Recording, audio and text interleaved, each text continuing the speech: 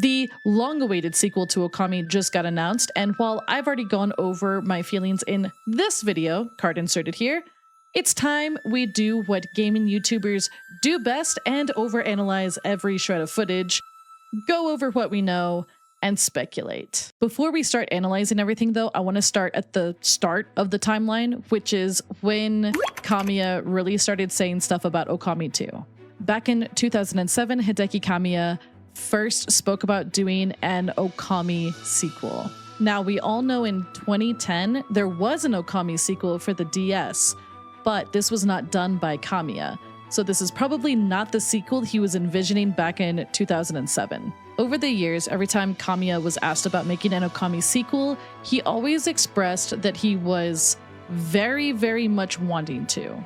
Even recently in July of this year, he mentioned feeling bad for leaving the Okami story half finished. Now, as an Okami fan, I will say that I never quite understood what he meant by that. There were building blocks, I think, for another story within the Okami universe, but I felt like, for the most part, the first game wrapped up a lot of it pretty nicely. I'm not sure that I think that there's much in terms of loose ends from the first game, but I mean, I could be wrong. I'm not the person who had the original vision, and sometimes even consumers like us, we don't necessarily pick up on every little bit of groundwork that someone has left behind for future plans for an IP. Genuinely though, even if the plot from the first game does not really permit much in terms of needing a sequel, I still feel like there is room within the franchise to have a sequel. Maybe it's something of a new adventure, it doesn't have any ties to the villains from the last game, maybe even it doesn't have that many ties to the plot at all from the last time. But I'm going to go into that speculation, I think, at the end of the video. I kind of want to go over a bit more of the facts that we have right now.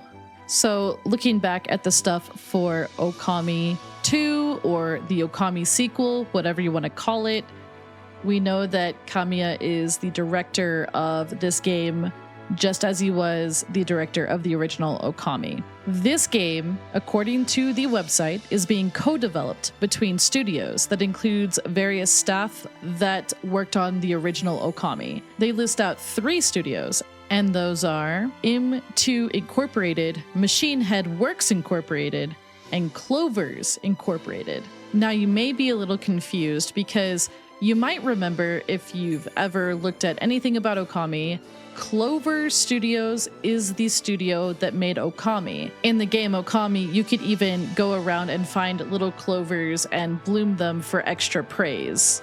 It was a nod to the studio's name, basically. Clover Studios shut down after Okami came out, but the reason that it was shut down was because Clover Studios had 2 big flops back to back.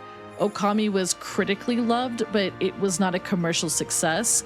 After Okami, Clover Studios made God Hand, which also flopped commercially. And then around that time, there were some really large departures from the studio, and so the whole studio just got closed down, basically.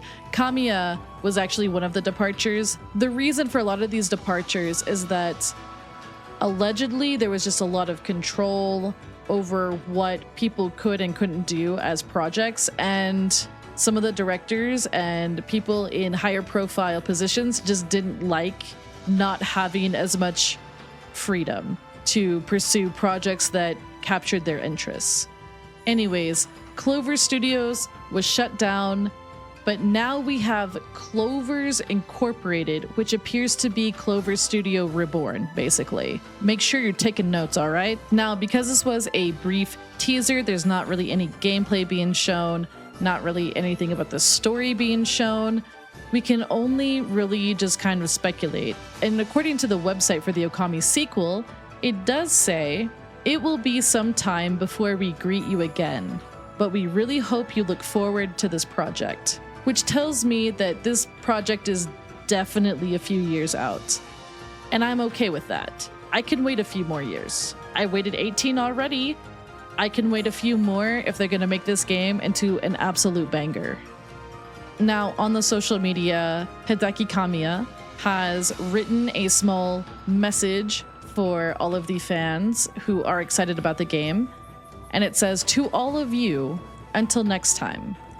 How long has it been since the story was concluded with that? I didn't think the day would really come where I'd return to Okami and continue the story with my own hands. Even at this moment, my body is filled with both a cautious surprise that this is not a dream and a joy that cannot be described in words. Everyone who has worked so hard to make this project a reality, the friends who believed in me and gathered at Clovers Incorporated, and most importantly, the voices of so many of you who have continued to support Okami even after such a long time. All of this has come together to create this miracle, for which I am deeply grateful. Like a strong rising sun, this project is finally in motion, but it's still a small bud that is blossoming. We are ready to fill this new Okami with many colorful flowers, and to do our best to fulfill the promise of next time in the best way. Everyone, please wait with anticipation. Hideki Kamiya." So that is all we have officially from the social medias. However, I want to go back and look at the trailer a little bit. The first scene, the world being kind of drawn with ink, and then we see a figure go through the woods, and this figure is covered in what appears to be ink. It is even trailing off of their body, but it's totally shrouded every bit of them. As the figure breaks out of the shadow of the woods, you can see that it's a white wolf, and the ink is kind of more white, trailing from her body. The sun rises over the hills, and then that is when the iconic shield and the markings and the fire and the more iconic Amaterasu look emerges, along with just a bloom of flowers. I kind of wondered if Ami looking inky in like the starting part of this trailer was indicating something, like she's not in the sun, and so she's kind of seems like she's covered in ink. I was kind of wondering, as I was asking myself, if that was going to be maybe a sign about the villain that we're fighting. Since she is, you know, the sun goddess, it would kind of track that maybe in shadow, she may not be as powerful. She may not have her iconic look. I don't know if that's maybe looking into things too much. This could be more of a representative teaser trailer, you know, that was just kind of like concealing her identity in the first few shots just to build suspense for the reveal. But I thought it was interesting because the opposite of light is dark, and shadows are dark. And what would being in the shadows do to a sun goddess? This next bit does have some spoilers, and I know I have friends that are going through the game or plan to go through the game, and they also sometimes watch these videos. So just a gentle heads up that there is going to be some spoilers ahead, probably from this part to basically the end of the video. Now, Amaterasu is no stranger to fighting beings of darkness. She does that at the very end of Okami. She fights Yami, and Yami is a terrifying orb guy. I know some people are kind of let down by his boss fight because he does seem a little bit left field. I do think that he is one of the mysteries that is not quite wrapped up. I do think while the first game wraps up most things, Yami is still very left field. I would be curious to see if they decide to expand upon him.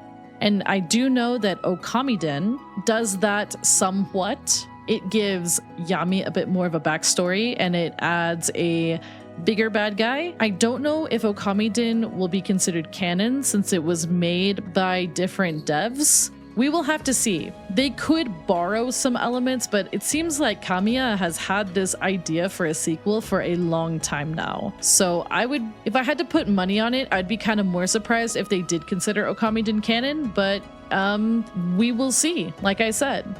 Thinking about the Okami 1 ending and how it ends with Amaterasu defeating Yami and then going to the Celestial Plane with Waka using the Arc of Yamato. I think that we are most definitely going to be seeing the Celestial Plane.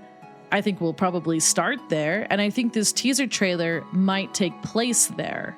I'm going to put up a reference of the Celestial Plane. I believe it's the only reference we have from the first game. It really feels like it could be this place that we see Amaterasu running in. So just a small recap of the Celestial Plane. The Celestial Plane is where Amaterasu is from. She lived there with a race of people called the Celestials. Now, the Celestial Plane was attacked by the forces of darkness led by Orochi. And at the end of the game, like I said, Waka and Amaterasu return. In theory, it's entirely possible that while it does look nice and peaceful in the ending sequence, they could arrive and have to restore it. I would imagine that that is at least Act 1, is restoring the Celestial Plane in some way.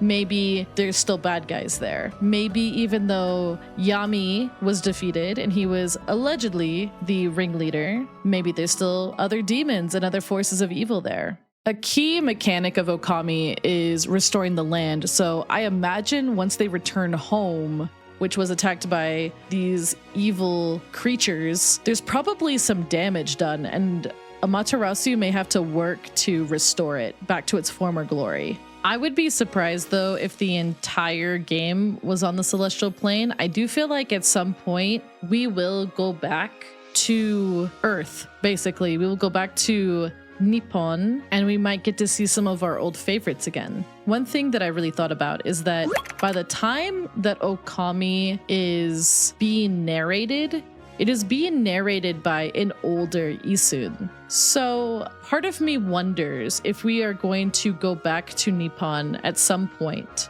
and time will have passed and we will go back and Ishaku will unfortunately be no longer with us. And I do kind of wonder if Isun will be old. I don't know if I want that, but I could see them doing it. Genuinely though, no matter what they decide to do for the story, I just hope that it is a good time, a fun time, a time that matches the sort of both serious and whimsical nature of the first Okami. It is a kind of game that has really dark and serious moments, but also really lighthearted and fun times as well. I can't wait to see what kind of environments they make. I feel like every environment in the first game is absolutely gorgeous, and I cannot wait to see something like that on modern gaming hardware. That is going to be gorgeous. I just know it. It sounds like we won't be hearing about the game for a bit, so we have all the time in the world to speculate even more. But I'm curious about what you think. What do you think they may do for the story? What would you like to see in this game? Let me know in the comments. Hit the like button if you like the video. It does help me a lot. Subscribe if you want more gaming talk, and I will see you in the next video. Goodbye. Okami sequel is real. Yippee!